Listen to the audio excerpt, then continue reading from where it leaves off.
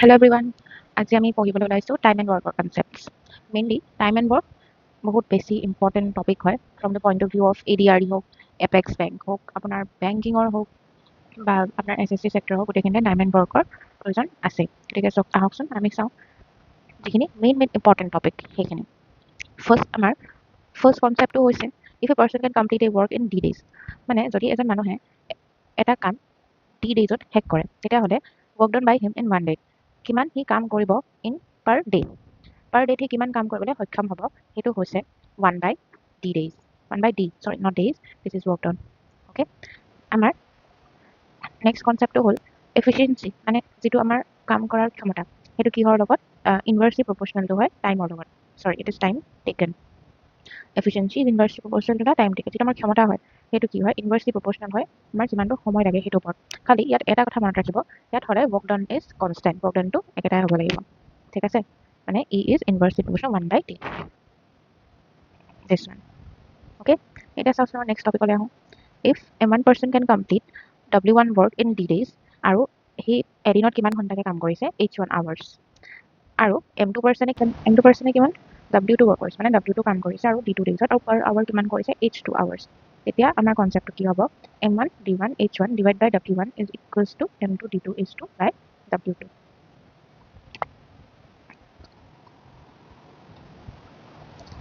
If A does work in A days and B does work in B days, যদি A কিমান দিনত কামটো কৰে A দিনত আৰু B কিমান দিনত কামটো কৰে B দিনত, তেতিয়াহ'লে both can complete the work, A আৰু B মিলি কিমান কাম কৰিব পাৰিব, কিমান দিনত কামটো সম্পূৰ্ণ কৰিব পাৰিব, AB divide by A plus B ডেইজত কমপ্লিট কৰিব পাৰিব। এইকেইটা হৈছে আমাৰ main concept from time and work topic. Okay, এতিয়া আমাৰ প্ৰথম কুৱেশ্যনটো ট্ৰাই কৰি চাওকচোন। 10জন মানুহে 4 ঘণ্টাকৈ কাম কৰিলে, নহয় এইটো ইংলিছত আছে, 10জন মানুহে 8 ঘণ্টাকৈ কাম কৰি কোনো এটা কাম 120 দিনত সম্পূৰ্ণ কৰিব পাৰে। দিনে 5 ঘণ্টাকৈ কাম কৰিলে 12জন মানুহে কিমান দিনত কামটো সম্পূৰ্ণ কৰিব পাৰিব। এতিয়া চাব দেই, এতিয়া যিহেতু সম্পূৰ্ণ কামটো বুলি কৈছে তাৰ মানে ইয়াত ৱৰ্ক ডানটো সেম, মানে W1 is equals to W2. Okay, এতিয়া ফাৰ্ষ্টত কি দিয়া আছে, M1 টো কিমান 10জন, আৱাৰ্ছ H1 কিমান 8 আৱাৰ্ছ, নেক্সট D1 কিমান 120 days, নেক্সট M2 কিমান দিয়া আছে 12, তাৰপিছত H1 দিয়া আছে কিমান 5 আৱাৰ্ছ, আমি আনিব লাগে কিমান দিনে, মানে D2 টো আমি উলিয়াব লাগে। এতিয়া অকণমান আগতে আমি এটা কনচেপ্ট পাই আহিছোঁ, ফৰ্মুলাটো কি M1 D1 H1 divided by W1 is equals to M2 D2 H2 divided by W2, হয়নে?